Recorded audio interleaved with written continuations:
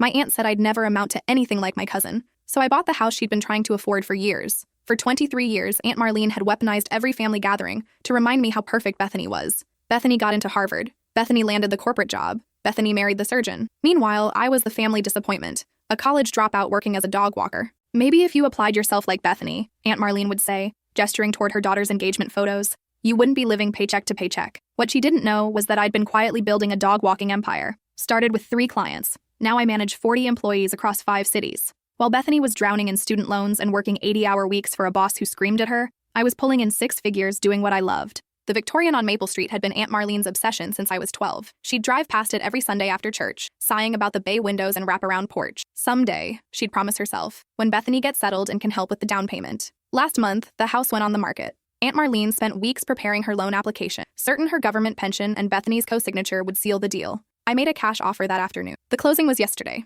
This morning I drove to Aunt Marlene's house with the deed in my hand and knocked on her door. "What are you doing here?" she asked, clearly annoyed. I smiled. "I wanted to show you something." I handed her the deed. Her face went white as she read my name listed as the new owner. "This is impossible," she whispered. "You don't have this kind of money." "Actually, I do. Turns out walking dogs pays pretty well when you know what you're doing." She stumbled backward. "But that was supposed to be my house. Bethany and I had plans." "Speaking of Bethany," I interrupted, "has she mentioned her little problem at work?" Aunt Marlene frowned. "What problem?" I pulled out my phone and showed her the news article I'd bookmarked. Bethany's company was under FBI investigation for embezzlement. 3 executives had been arrested yesterday, including 1 junior associate who'd been helping them hide assets. "That's not," Aunt Marlene started. "Page 3 mentions her by name," I said gently. "She's been cooperating with federal investigators for 6 months. Apparently, she's been feeding them information in exchange for immunity." The color drained from her face completely. "But there's more," I continued. "Bethany's husband filed for divorce last week. Seems he found out about her affair with her boss. The same boss who's now facing 20 years in federal prison." Aunt Marlene gripped the doorframe. "You're lying." I shrugged. "Call her yourself," though she might not answer. "She's been staying at the Motel 6 on Highway 9 since her husband changed the locks." As I walked back to my car,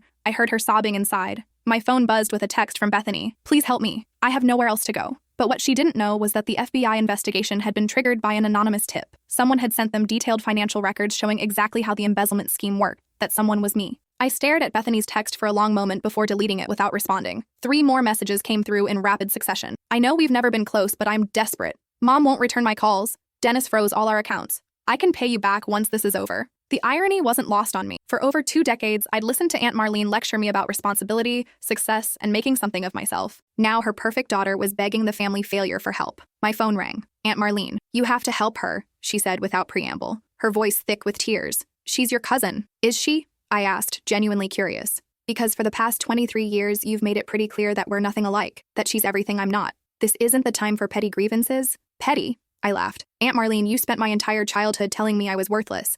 You missed my high school graduation because Bethany had a tennis match. You didn't come to my wedding because it conflicted with her engagement party. When Dad died, you told Mom maybe it was for the best since he never got to see me succeed at anything." Silence on the other end. "But you know what the real kicker is?" I continued. "I sent those financial records to the FBI 2 years ago. Not last week. Not last month. 2 years ago." I heard her sharp intake of breath. See, I've been watching Bethany's career very carefully. When she got that promotion to junior associate, I did some digging. Turns out her boss, Richard Caldwell, had a pattern. Young female employees who needed money, who were vulnerable. He'd offer them opportunities to make extra cash on the side. "You're lying," Aunt Marlene whispered. "I hired a private investigator. Found out Bethany had been skimming money from client accounts for 18 months. Small amounts at first, then bigger and bigger chunks. She thought she was being clever, hiding it in offshore accounts." I pulled into the parking lot of my company's headquarters, a gleaming glass building I'd purchased 6 months earlier. The sign read, "Possum Pet Services," in elegant gold lettering. The thing is, I could have stopped it earlier, could have warned her. But you know what I remembered every time I thought about picking up the phone? Aunt Marlene was crying again. "I remembered my 16th birthday.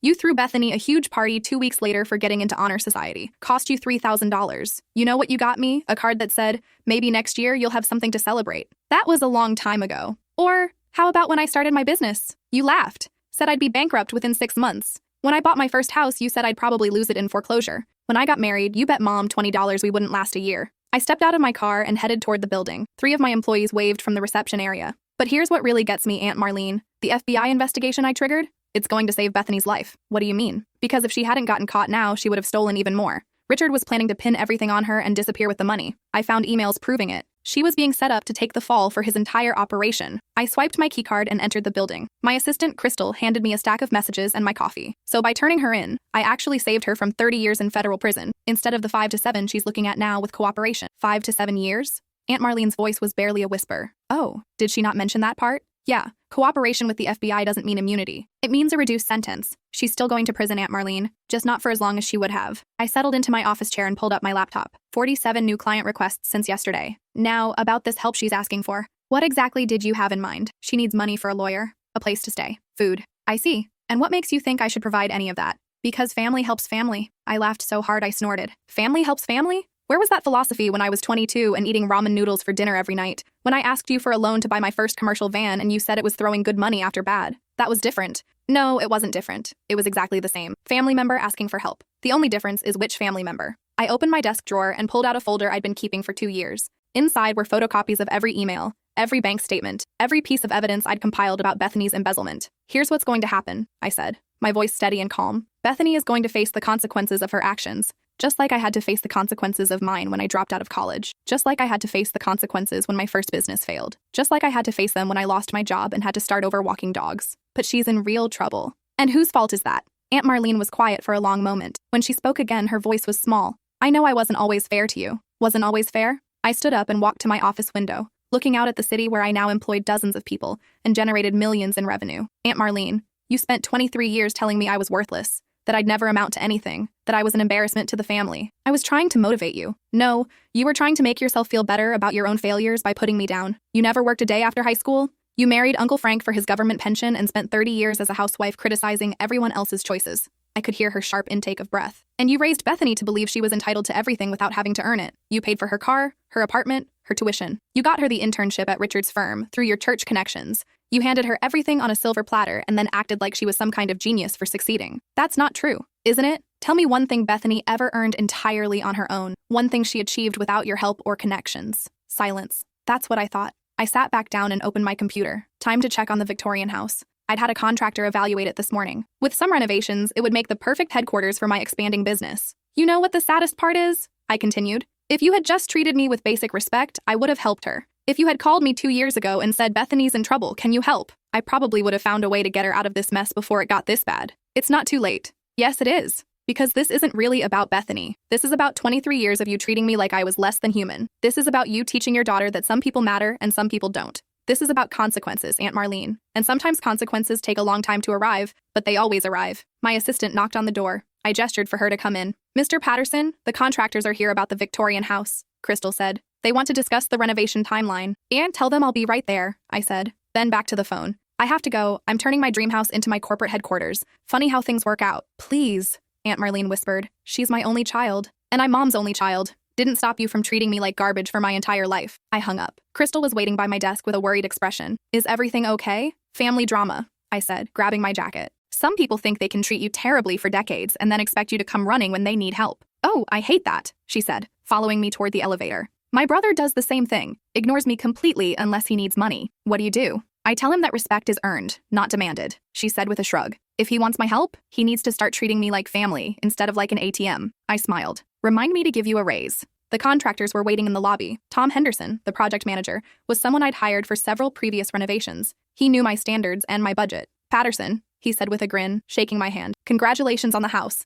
That Victorian is a beauty. Thanks. What are we looking at for timeline and cost? We walked outside where his crew was unloading equipment. Tom pulled out a tablet and showed me the preliminary plans. 6 months for full renovation. Kitchen, bathrooms, flooring, electrical, plumbing. We can convert the first floor into office space and keep the second floor as residential if you want. Perfect. What about cost? $200,000, give or take. But you'll have a showpiece when we're done. That house has good bones. I nodded. $200,000 was pocket change now, but 5 years ago it would have been impossible. Funny how your perspective changes when you go from struggling to successful. My phone buzzed with another text from Bethany. I'll do anything, please. I showed it to Tom. My cousin, she's in some legal trouble and wants me to bail her out. Family, he said with a knowing look. Can't live with them, can't shoot them. The thing is, she spent our whole lives treating me like I was beneath her. Now that she needs help, suddenly we're close family. Tom shrugged. My dad always said you teach people how to treat you. If you let them walk all over you once, they'll expect to do it forever. Smart man. He was. Also said that sometimes the best thing you can do for someone is let them face the consequences of their choices. Builds character. We spent the next hour going through the renovation plans.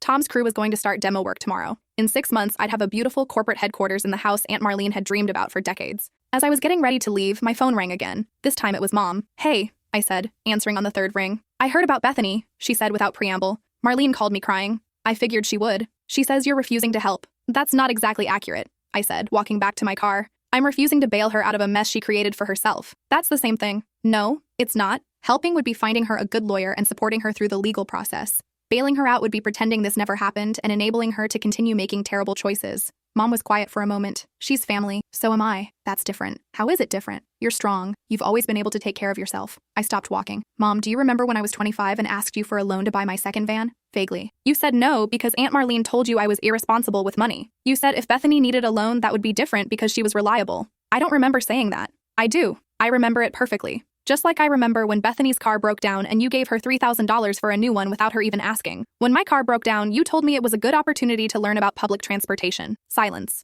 I'm not angry about it anymore, I continued, but I want you to understand something. I learned to be strong because I had to, because no one was coming to rescue me. Bethany never learned to be strong because someone always rescued her. That's the difference. So you're just going to let her suffer? I'm going to let her experience the natural consequences of her actions, the same way I had to when I made mistakes. I reached my car and got in, putting the phone on speaker. Besides, I added, it's not like she's homeless and starving. She has a college degree. She can get a job. She can rent an apartment. She can figure it out the same way millions of other people do when their lives fall apart. But the legal fees, she can get a public defender, or she can sell some of those expensive clothes and jewelry she's always showing off on social media. You've really thought this through, Mom said, and I couldn't tell if she was impressed or disturbed. I've had 2 years to think about it. 2 years?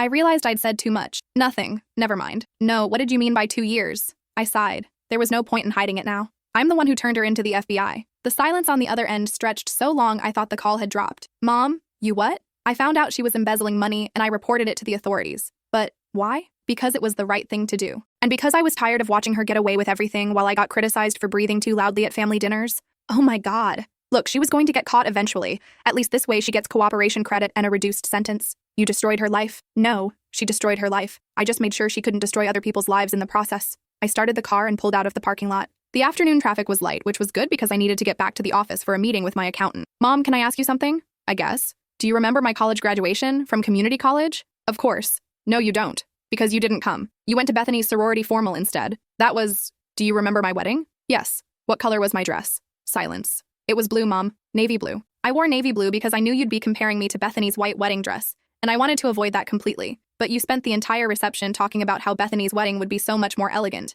I know you didn't mean to hurt me. That's what makes it worse. Hurting me was so natural, so automatic that you didn't even realize you were doing it. I pulled into my office parking lot and sat in the car for a moment. The thing is, I don't need your approval anymore. I don't need Aunt Marlene's approval. I don't need anyone in this family to validate my choices or my success. I built this life despite all of you, not because of any of you. That's not fair, isn't it? Name one time in the last 10 years when anyone in this family celebrated my success. When my business hit its first $1 million in revenue, I called to tell you. You said that was nice and then spent 20 minutes talking about Bethany's promotion. I got out of the car and headed toward the building. I'm not trying to punish anyone, I said. I'm just done pretending that we're a close, supportive family when we're not. I'm done pretending that I owe Bethany anything when she's never done anything for me. And I'm definitely done being guilted into cleaning up messes that other people created. So what happens now? Now Bethany faces the consequences of her actions. She goes to court, probably pleads guilty, serves her time, and hopefully learns something from the experience. She's 31 years old, Mom. It's time for her to grow up. And what about the family? What about it? Are you just going to cut us all off? I thought about that for a moment. I'm not cutting anyone off, but I'm also not going to pretend that we have relationships we don't actually have. If you want to have a real relationship with me,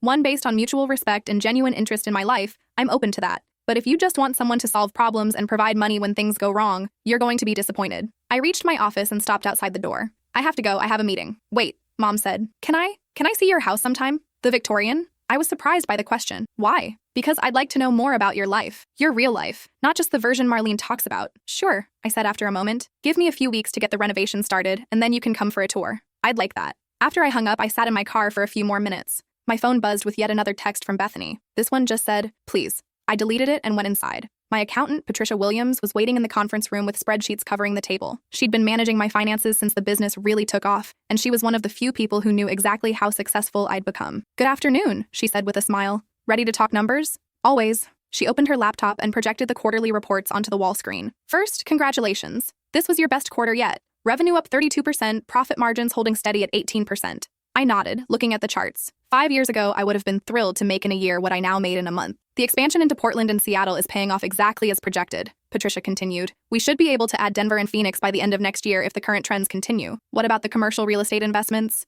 Excellent returns. The strip mall in Riverside is fully leased and generating 12% annually. The office building downtown is at 95% occupancy, and now with the Victorian House, you'll have a prestigious headquarters that will probably appreciate significantly over the next decade. I smiled. My aunt wanted that house for 30 years. Well, now it's yours. And speaking of family, Patricia raised an eyebrow. I saw the news about your cousin's company. Caldwell & Associates was one of our potential clients last year. Really? We ultimately decided not to work with them. Something felt off about their books. Too many international transactions, too many vague expense categories. Interesting. I assume this doesn't affect your family relationships? I laughed. Patricia, my family relationships were already pretty complicated. This just made them more honest. She nodded. Sometimes the truth is a blessing, even when it's painful. We spent the next hour going through investment strategies and tax planning. When we finished, I had a clear picture of exactly how wealthy I'd become. On paper, I was worth just over $8 million. Not bad for someone who'd been written off as a failure by their own family. As Patricia was packing up her things, she said, "Can I ask you something personal?" "Sure. Are you happy?" The question caught me off guard. What do you mean? I mean, you've achieved incredible financial success. You've built a business empire from nothing. You've proven everyone who doubted you wrong. But are you actually happy? I thought about it for a moment. I'm satisfied. I'm proud of what I've accomplished. I'm grateful for the opportunities I've had. But are you happy? I don't know if happiness is the right word. I'm vindicated, I guess. For years, I was told I was worthless. Now I have proof that I'm not. That feels pretty good. Patricia nodded. Vindication is sweet, but don't let it become your only source of satisfaction. You've built something impressive here. Make sure you're enjoying it, not just using it to prove a point. After she left, I sat alone in the conference room thinking about her question. Was I happy? I had money, success, respect, and now I had revenge. But was I happy? My phone rang. Unknown number. Hello? It's Bethany. I almost hung up, but curiosity got the better of me. How did you get this number? I called your office, told them I was a potential client. Clever. I need to talk to you. I thought that's what we were doing. In person, please. I looked at my watch. It was almost 6 o'clock. Why? Because there are things you don't understand. Things about what really happened. I understand plenty. No, you don't. Richard didn't just offer me opportunities to make extra money. He threatened me. I frowned. Threatened you how? Can we meet, please? There's a coffee shop on 5th Street called Brew Haven. I'll be there at 7. Bethany? 1 hour. That's all I'm asking. The line went dead. I sat there for a moment, debating whether to go. Part of me was curious about what she had to say. Another part of me suspected this was just another manipulation, another attempt to avoid consequences. But ultimately, my curiosity won. At 7 o'clock, I walked into Brew Haven and spotted Bethany immediately. She was sitting in the corner booth, hunched over a cup of coffee, looking nothing like the polished professional I was used to seeing. Her hair was unwashed, her clothes wrinkled, and she had dark circles under her eyes. She looked up when I approached, and I was startled by how much older she looked, like she'd aged 5 years in the past month. "Thank you for coming," she said quietly. I sat down across from her without ordering anything. "You have 1 hour. I know you think I'm just a spoiled brat who got caught stealing," she began. "And maybe that's partly true, but it's not the whole story. I'm listening." She took a shaky breath. "When I first started working at Richard's firm, everything was normal. Good even. I was learning a lot, getting good assignments, building experience. Okay? But after about 6 months, Richard started paying attention to me. Not in a mentoring way, in a personal way. I felt a chill run down my spine. At first, it was just compliments. Comments about my appearance, my intelligence. Then it was invitations to client dinners, work trips, conferences. And you went along with it. I was 24 years old and he was offering me opportunities that usually go to people with 10 years more experience. Of course I went along with it. She wrapped her hands around her coffee cup like she was trying to warm herself. The first time he kissed me, I was drunk at a client Christmas party. I pushed him away and told him it was inappropriate. He laughed it off and said I was right. But it didn't stop there. No, it got worse. He started calling me into his office for private meetings that weren't about work. He'd stand too close, touch my shoulder, make comments about my body. I felt my anger shifting from Bethany to Richard. When I complained to HR, they said they'd look into it. A week later, Richard told me that my performance review would be coming up soon and that he hoped we could work together like professionals. So he was threatening your job. Not directly, but the message was clear. Play along or find somewhere else to work. Bethany looked up at me with tears in her eyes. Do you know how hard it is to find a job in finance with just 2 years of experience? Do you know what my student loan payments are every month? I didn't answer, so I played along. I let him take me to expensive dinners. I let him buy me clothes, jewelry, gifts. I told myself it was just business networking. When did it become sexual? About a year in. He took me on a business trip to Chicago, booked us a suite with connecting rooms. After the client meeting, he came to my room with champagne. She stopped talking and stared into her coffee. "You don't have to tell me the details," I said quietly. The embezzlement started after that. He said I was part of his team now, his inner circle. He said the money was bonus compensation for my discretion and loyalty. "How much did you know about what you were doing?" At first, nothing. He had me move money between accounts, told me it was for tax purposes. Then gradually I realized we were hiding money from clients, skimming from settlements, inflating expenses. "Why didn't you quit?" Because by then he had evidence of my involvement. Photos from our trips together, recordings of our conversations, documentation of every financial transaction I'd helped with. He said if I ever tried to leave or expose him, he'd make sure I went to prison while he disappeared with millions. I leaned back in my chair, processing this information. "When did you realize he was planning to frame you?" 2 months ago. I found files on his computer that detailed how he was going to make it look like I was the mastermind, and he was just an innocent victim. Everything was going to be pinned on me. So you went to the FBI? Yes, but not because I wanted to. Because I realized I was trapped either way. At least cooperating gave me a chance at a reduced sentence. We sat in silence for several minutes. Why are you telling me this? I asked finally. Because I know you hate me. I know you think I'm a spoiled princess who got everything handed to her. And maybe that's true. But I also want you to understand that the last 3 years of my life have been a nightmare. I'm sorry that happened to you. Are you? I thought about it honestly. Yes. I wouldn't wish that kind of situation on anyone, but you're still not going to help me. I don't know what kind of help you're expecting. Money for a better lawyer, a place to stay while I figure things out. Maybe a job at your company once this is all over. I stared at her for a long moment. Bethany, do you remember my 21st birthday? She looked confused by the change of topic. Not really. I had a party at my apartment. It was small, just a few friends from work and school. You and Aunt Marlene came for about 20 minutes. Okay. While you were there, you asked me when I was going to get a real job. You said dog walking was fine for a summer gig, but that it was embarrassing for someone my age. I don't remember that. I do. And I remember thinking that someday I'd prove you wrong, that someday I'd be more successful than you could ever imagine. So this is about revenge. No, this is about consequences. You've spent our entire lives treating me like I was beneath you, not just ignoring me or being indifferent, but actively putting me down, making sure I knew that you thought I was worthless. That's not true. It is true. And now that you need something from me, you want to pretend we have a relationship we've never had. Bethany started crying. I know I wasn't always nice to you. I know Mom raised me to think I was better than everyone else, but I'm trying to change. This whole experience has taught me. Bethany, stop. I held up my hand. Just stop. You're not trying to change. You're trying to manipulate me into saving you from the consequences of your actions. That's not fair, isn't it? You spent 3 years participating in financial fraud. You took money that belonged to other people. You lied to clients, to auditors, to investigators. The only reason you're cooperating now is because you got caught. I was being blackmailed, and that's horrible. It really is. Richard Caldwell is a predator, and he should go to prison for a very long time. But that doesn't erase what you did. That doesn't make you a victim instead of a participant. I stood up to leave. Where are you going? Home. To my house. The one I paid for with money I earned, honestly. Please don't leave me like this. I looked down at her, crying into her coffee, and felt a strange mix of emotions.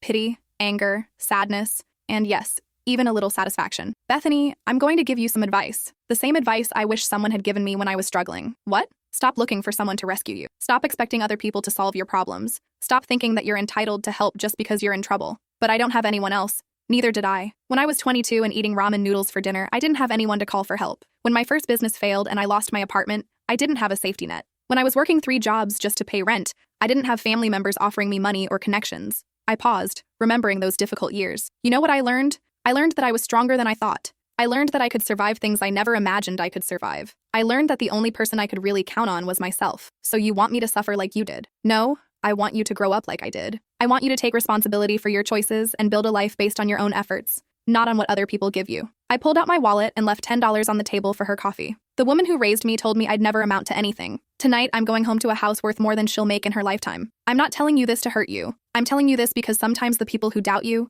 do you the biggest favor of all. They force you to prove them wrong. So that's it? You're just going to walk away? That's exactly what I'm going to do. The same thing you walked away from me for 23 years. I headed toward the door, then stopped and turned back. But Bethany, when you get out of prison, when you've served your time and learned from your mistakes, when you've built a new life based on who you really are instead of who people told you should be, call me then. Maybe we can have a real conversation. I left her sitting there and drove home to my apartment. Not the Victorian house. That wouldn't be ready for months. My current apartment, which was beautiful and expensive and entirely mine. As I pulled into my parking spot, my phone buzzed with a text from Mom. Marlene called. She's very upset. She says you were cruel to Bethany. I typed back. I was honest with Bethany. Sometimes that feels cruel when you're used to being protected from the truth. She's going to prison. Yes, she is. Because she committed crimes. Can't you find it in your heart to forgive her? I stared at that message for a long time before responding. Forgiveness isn't the same thing as enabling. I can forgive her for how she treated me and still refuse to rescue her from the consequences of her actions. I don't understand how you became so cold. I became realistic. There's a difference. I turned off my phone and went upstairs. My apartment was quiet and peaceful, decorated with art I'd chosen and furniture I'd bought with money I'd earned. Every item in the space represented my own taste, my own choices, my own success. I poured myself a glass of wine and sat on my balcony, looking out at the city lights. Tomorrow, I'd check on the renovation progress at the Victorian house. Next week, I had meetings scheduled with potential investors who wanted to help me expand into new cities. Next month, I'd probably be featured in a business magazine article about successful entrepreneurs. But tonight, I was just satisfied. 3 months later, I was standing in the newly renovated Victorian house, putting the finishing touches on my new corporate headquarters. The first floor had been converted into beautiful office space with exposed brick walls, hardwood floors, and modern fixtures. The second floor remained residential, a perfect space for overnight guests or future live-in employees. The local business journal was doing a feature story about the renovation, and the photographer was setting up shots of my office. I'd furnished it with a massive oak desk, floor-to-ceiling bookshelves, and artwork from local artists I'd commissioned. "This is incredible," the photographer said, adjusting his lighting. "You've really transformed this place." "Thank you. It's been a labor of love." The reporter, a young woman named Jennifer Ross, was asking questions about my business expansion and future plans. As we talked, I noticed a car pulling up outside. Through the bay windows, I could see Aunt Marlene sitting in the passenger seat. "Excuse me for just a moment," I told Jennifer. I walked outside to find Aunt Marlene and Uncle Frank getting out of their car. Aunt Marlene looked older, more fragile than she had 3 months earlier. Uncle Frank just looked uncomfortable. "What are you doing here?" I asked. "We wanted to see the house," Aunt Marlene said quietly. "To see what you've done with it. It's beautiful," Uncle Frank added. "Really beautiful." I studied their faces, trying to determine their real motivation for being here. "How did you know I was here today?" "Your mother mentioned the magazine article," Aunt Marlene said. "I called and asked when the interview was scheduled." We stood there awkwardly for a moment. "Would you like to come in?" I asked finally. They nodded and followed me inside. Jennifer looked up curiously as we entered. "This is my aunt and uncle," I explained. "They're just stopping by for a quick tour." "Of course," Jennifer said. "Take your time." I showed them through the main floor offices, explaining how each room would be used. Aunt Marlene was quiet, but I could see her taking in every detail. The kitchen had been converted into a break room with high-end appliances and a conference table. The dining room was now a client meeting space with elegant furniture and a presentation screen. "How many people work for you now?" Uncle Frank asked. 62 employees across 6 cities, I said. "We're hoping to hit 100 by the end of next year." "That's impressive," Aunt Marlene said softly. We climbed the stairs to the second floor, which I'd kept as residential space. There were 2 bedrooms, a full bathroom, and a small living area. "I thought you might use this as an apartment," Uncle Frank said. "Maybe eventually. For now, it's guest space for out-of-town employees or investors." Aunt Marlene walked to the master bedroom window and looked out at the wraparound porch. "I used to dream about having morning coffee on that porch," she said quietly. "I know." She turned to face me. "Bethany was sentenced yesterday. 18 months in federal prison." I nodded. "I heard. She starts serving her time next month." "I'm sorry." "Are you?" I thought about it honestly. I'm sorry that she made choices that led to this outcome. I'm sorry that she was manipulated and coerced. But I'm not sorry that she's facing consequences for her actions. Aunt Marlene's eyes filled with tears. "She asked me to give you something." She reached into her purse and pulled out an envelope with my name written on it in Bethany's handwriting. "I don't want it," I said. "Please. Just take it. You don't have to read it, but please take it." I accepted the envelope reluctantly. "Can I ask you something?" Aunt Marlene said. "Sure. Do you feel better now? Now that you've proven you were right about everything?" I looked around the beautiful house that I now owned, thought about the business empire I'd built, considered the success I'd achieved despite everyone's expectations. "I don't know if better is the right word," I said honestly. "I feel vindicated. I feel proud. I feel like I've finally proven to myself that I'm capable of more than anyone believed. But do you feel better? Some days?" Uncle Frank cleared his throat. "We should probably go. Let you get back to your interview." As they headed toward the stairs, Aunt Marlene stopped and turned back to me. "I know I wasn't a good aunt to you," she said. "I know I favored Bethany and made you feel less important. I don't have any excuse for that, except that I was trying to live through her success because I never had any of my own." I didn't know what to say to that. "I'm proud of what you've accomplished," she continued. "I should have said that years ago, but I'm saying it now. You've built something incredible here. Thank you, and I'm sorry for everything." After they left, I stood in the empty hallway for several minutes, holding Bethany's letter. Jennifer called up from downstairs that she was ready to continue the interview. I put the letter in my desk drawer without opening it and finished the photo shoot. The article would run next week with a headline about my transformation from failure to millionaire entrepreneur. It would probably generate more business and more investment opportunities. But as I locked up the house and drove home that evening, I found myself thinking about Aunt Marlene's question. Did I feel better? I had everything I thought I wanted: financial success, professional respect, and the satisfaction of proving everyone wrong. I'd bought the house that represented everything my aunt had wanted but couldn't achieve. I'd built a business empire while her perfect daughter went to prison. So why did I feel so empty? That night, I called my therapist. Dr. Sarah Chen was someone I'd started seeing 6 months earlier, when the success of my business had left me feeling surprisingly unfulfilled. "I'm glad you called," she said when I explained what had happened with Aunt Marlene's visit. "How are you feeling about the conversation?" "Confused, angry, sad. I don't know. Tell me about the anger." "I'm angry that she apologized now, after all these years. I'm angry that it took Bethany going to prison for her to acknowledge how she treated me. I'm angry that she thinks saying sorry erases 23 years of emotional abuse. And the sadness? I'm sad that this is what it took. I'm sad that we couldn't have had a real relationship when it might have mattered. I'm sad that Bethany is going to prison, even though I'm the one who put her there. Do you regret turning her into the FBI?" I thought about that question for a long time. No, she was committing crimes. She needed to be stopped. But I do regret that I did it partly for revenge instead of entirely for justice. Can you explain the difference? If I had done it purely for justice, I would have tried to help her through the legal process. I would have offered emotional support even while holding her accountable. Instead, I did it to prove a point and then walked away. And how does that feel? Hollow. Like I won the game but lost something important in the process. What did you lose? The possibility of a real family relationship. The chance to be the bigger person. Maybe the chance to help Bethany become a better person instead of just punishing her for being a worse one. After the therapy session, I went home and opened Bethany's letter. It was 3 pages long, handwritten in her careful script. I know you probably don't want to hear from me, but I needed to write this before I start my sentence. First, I want to say thank you. I know that sounds crazy, but I need you to understand something. Turning me into the FBI was probably the best thing anyone has ever done for me. Not because it saved me from Richard's scheme, although it did that too, but because it forced me to face the truth about who I had become. For my entire life, I lived in a bubble. Mom told me I was special, that I deserved the best, that the world owed me success because I was smart and pretty and well-educated. I never learned to struggle, to fail, to pick myself up, and try again. When things got difficult with Richard, instead of finding a way out,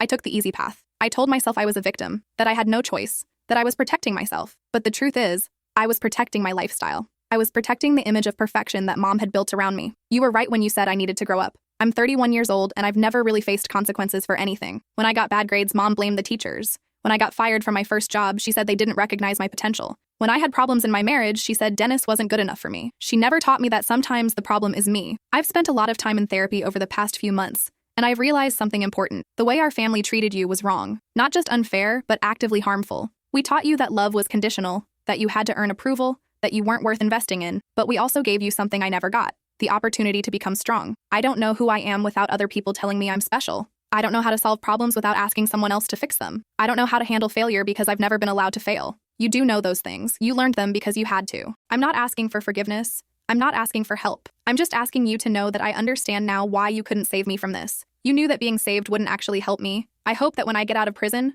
I'll be the kind of person who could be your real cousin instead of just your relative, someone you could respect and trust and maybe even like. I hope that when I get out, I'll be strong enough to build a life based on who I really am instead of who people expected me to be. Thank you for refusing to enable me. Thank you for letting me face the consequences of my choices. Thank you for showing me that it's possible to succeed without anyone's help. And thank you for proving that the family failure can become the family success story. I love you, even though I never showed it. Bethany. I read the letter 3 times before putting it down. Then I picked up my phone and called Mom. Hi, honey, she said when she answered. How was the magazine interview? Good. Mom, I have a question for you. Okay. When Bethany gets out of prison, she's going to need help getting back on her feet. A place to stay, help finding a job, support while she rebuilds her life. Yes, I imagine so. I want you to tell Aunt Marlene that I'll provide that help. Really? With conditions. She has to complete a full rehabilitation program while she's in prison. She has to get therapy to address the issues that led to her crimes. She has to write a detailed plan for how she intends to rebuild her life based on her own efforts, not on other people's assistance. And if she does all that, then I'll give her a job at my company. Entry-level, minimum wage, but with opportunities for advancement based on merit. I'll help her find an apartment. I'll provide the kind of support that helps someone build independence, not the kind that creates dependence. That's very generous. It's not generous. It's what family should do. We should hold each other accountable and help each other grow, not enable each other's worst impulses. What changed your mind? I realized that proving I was right wasn't as important as being the kind of person I wanted to be. 6 months later, I was sitting in my office at the Victorian house when Crystal knocked on the door. There's someone here to see you, she said. Says she's your cousin. I looked up from my computer, confused. Bethany's still in prison. No, this is someone different. Says her name is Lily. I stared at Crystal for a moment, then remembered. Lily was Aunt Marlene's younger daughter, Bethany's sister. She was about 5 years younger than Bethany, which would make her around 26 now. Send her in. Lily walked into my office looking nervous but determined. She was petite with dark hair and intelligent eyes, and she was carrying a portfolio case. Hi, she said, standing awkwardly by the door. I'm sorry to bother you at work, but I wasn't sure how else to reach you. Sit down, I said, gesturing to the chair across from my desk. What can I do for you? I heard about what you did for Bethany, about offering to help her when she gets out.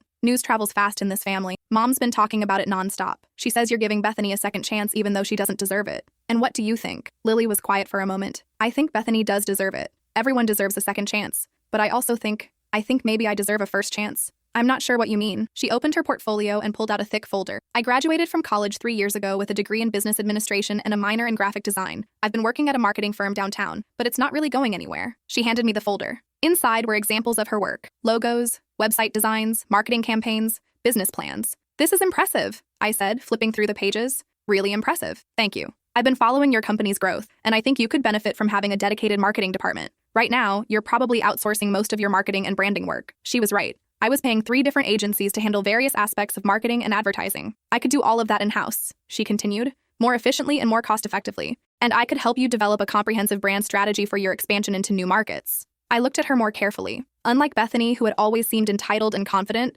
Lily appeared nervous but prepared. She'd clearly done her homework. Why do you want to work for me specifically? I asked. Because you built something real from nothing. Because you value hard work over connections. Because you succeeded despite everyone telling you that you couldn't. And because I'm family? No, she said firmly. I don't want to work for you because we're related. I want to work for you because I think I can help your business grow, and and I think you can help me become the kind of professional I want to be. I closed the portfolio and leaned back in my chair. Tell me about your current job. I'm a junior associate at Preston Marketing. I mostly do data entry and basic design work. I've been there for 3 years, and I haven't gotten a promotion or a raise. My boss takes credit for my ideas and gives the interesting projects to his friends. Why haven't you looked for another job? I have, but without senior-level experience, it's hard to get interviews for the positions I really want. And the entry-level positions don't pay enough to cover my student loans. What about mom and dad? Can't they help with the loans?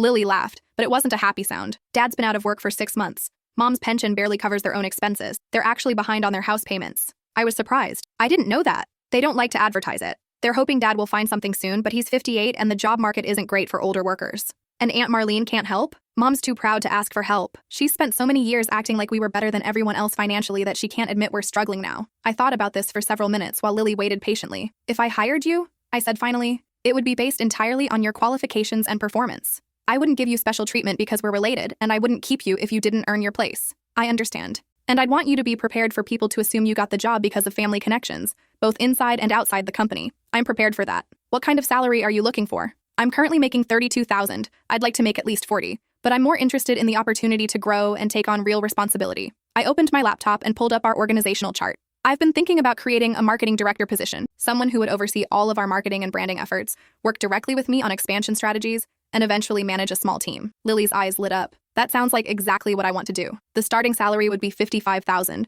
with performance reviews every 6 months and opportunities for advancement based on results. Are you serious? I'm always serious about business. When could you start? I'd need to give 2 weeks' notice at my current job. Perfect. That gives us time to set up your office and go through all of our current marketing contracts so you understand what we're working with. Lily looked like she was about to cry. I can't believe this is happening. Believe it. But remember, this is business. I'm hiring you because I think you can help my company succeed. If you prove me wrong, I'll fire you regardless of our family relationship. I won't prove you wrong. After Lily left, I sat in my office thinking about the conversation. Hiring her felt different from my interactions with Bethany. With Bethany, everything had been about the past. Old grievances, revenge, proving points. With Lily, everything was about the future. Opportunity, growth, potential. Maybe that was the difference between enabling someone and empowering them. That evening, I called Mom to tell her about hiring Lily. That's wonderful, she said. Lily's very talented. She just hasn't had the right opportunities. Speaking of opportunities, how are Uncle Frank's job prospects? Not great. He's been unemployed for almost 7 months now. At his age, companies assume he's outdated or too expensive. What kind of work does he do? Facilities management. He spent 20 years managing the maintenance and operations for a large office complex before they downsized. I thought about that for a moment. Would he be interested in managing the facilities for my company? We have 6 locations now, and I've been paying different contractors to handle maintenance, security, cleaning, and building management. Are you serious? I need someone to coordinate all of that, make sure our buildings are well maintained and secure, handle vendor relationships. It would involve some travel between cities, but the pay would be good. I think he'd be very interested. Have him call me tomorrow. We can discuss the details. You don't have to do this just because we're family. I'm not. I'm doing it because I need someone reliable to handle facilities management, and Uncle Frank has the right experience. The fact that he's family is just a bonus. 2 months later, my company was running more smoothly than ever. Lily had reorganized our entire marketing strategy, saving us money on agency fees while significantly improving our brand consistency. Uncle Frank had streamlined our facilities management, reducing our maintenance costs by 20% while improving the quality of our buildings. More importantly, both of them were thriving in their roles. Lily had already earned her first performance-based raise and was working on a marketing campaign for our expansion into Denver. Uncle Frank had hired 2 assistants and was developing a comprehensive facilities management manual that we could use as we continued to grow. I was reviewing quarterly reports when Crystal buzzed me on the intercom. Your cousin Bethany called, she said. She's being released next week and wanted to know if your offer of help is still available. Tell her to call me directly. We need to discuss the conditions I mentioned. An hour later, Bethany called. I got your message about calling directly, she said. I wanted to thank you again for your willingness to help. Before we go any further, I need to know whether you've met the conditions I outlined. I completed the rehabilitation program and finished it with the highest marks in my class. I've been in therapy twice a week for the entire 18 months, and I've written a detailed plan for rebuilding my life. Tell me about the plan. I want to get a job in nonprofit financial management. I know I can't work in traditional finance anymore because of my record, but nonprofits need people who understand money management, and I think I could make a real contribution. That's a good idea. I've already been accepted into a certificate program for nonprofit management at the community college. It starts 6 weeks after my release. What about housing? I found a subsidized apartment about 10 minutes from your office. It's not fancy, but it's clean and safe and affordable. And you understand that the job I'm offering is entry-level customer service, not management? I understand. I need to prove myself before I can expect more responsibility. When do you get out? Next Tuesday. Come to my office Wednesday morning at 9. We'll discuss the job details and go over my expectations. Thank you. I know you don't owe me anything, and I appreciate this more than I can say. Don't thank me yet. Prove that you've actually changed.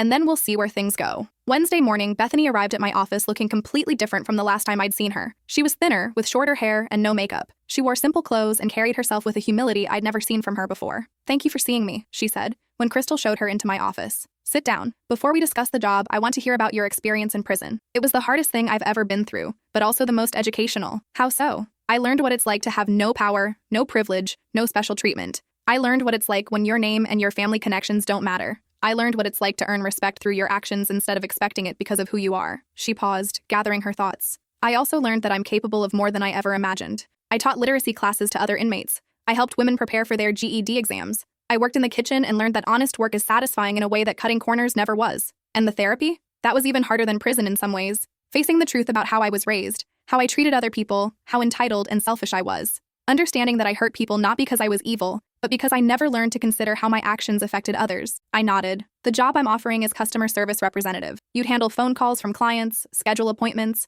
process payments, and do basic administrative work." "I understand. The pay is $15 an hour. After 6 months, if your performance is satisfactory, you'll be eligible for a raise. After a year, if you've proven yourself reliable and capable, we can discuss other opportunities within the company." "That sounds fair." "You'll report to Crystal, my office manager. She's been with the company for 3 years and she knows our systems better than anyone. You'll do exactly what she tells you to do, when she tells you to do it, with no arguments and no attitude." "I understand. If you're late more than twice in your first 90 days, you're fired. If you lie to me about anything, you're fired. If you treat any employee, client, or vendor with disrespect, you're fired. If you steal so much as a paperclip, you're fired." "I understand. And if you ever try to use our family relationship to get special treatment or avoid consequences, you're fired immediately." "I wouldn't do that." "Good, because I've worked too hard building this company to let anyone damage it, even family." I handed her a packet of paperwork. "Employment application, tax forms, employee handbook. Read everything carefully and bring it back tomorrow morning filled out completely." "Thank you," she said, standing to leave. "I won't let you down. Don't make promises you might not be able to keep.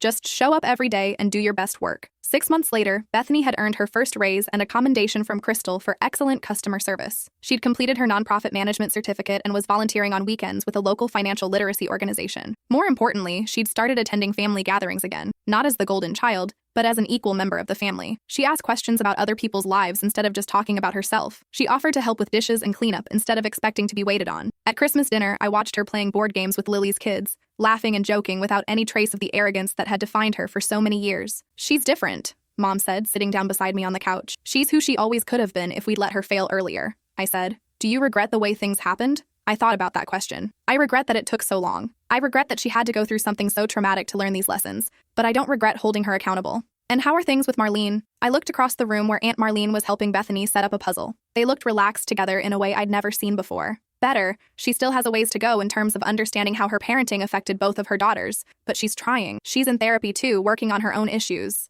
"And what about you? Are you happy now?" I smiled. "I'm getting there. Building the business gave me financial security and professional satisfaction, but building actual relationships with family members is giving me something I didn't know I was missing." "What's that?" "A sense of belonging. Not the kind where you have to prove yourself constantly, but the kind where you're valued for who you are." As I was getting ready to leave that evening, Bethany approached me in the hallway. "Can I ask you something?" she said. "Sure. Why did you give me a second chance? After everything that happened, everything I did, why did you decide to help me?" I thought about her question carefully. "Because I realized that helping you become a better person was more important than punishing you for being a worse one. But you had every right to be angry. You had every right to walk away." I did, and I was angry. But staying angry wasn't making me happy, and it wasn't making you better. Sometimes the most radical thing you can do is choose growth over revenge. "Thank you," she said quietly, "for seeing potential in me that I couldn't see in myself. Thank you for proving that people can change when they really want to." As I drove home that night, I thought about how different my life looked compared to a year ago. I still had the same financial success, the same professional achievements, the same beautiful house and thriving business. But now I also had something I'd never had before, a family that actually felt like family. Not perfect relationships, we all still had work to do, but real relationships based on mutual respect, honest communication, and genuine care for each other's well-being. It turned out that proving I was better than everyone else was nowhere near as satisfying as helping everyone else become better versions of themselves. And for the first time in my adult life, when someone asked if I was happy, I could honestly say yes.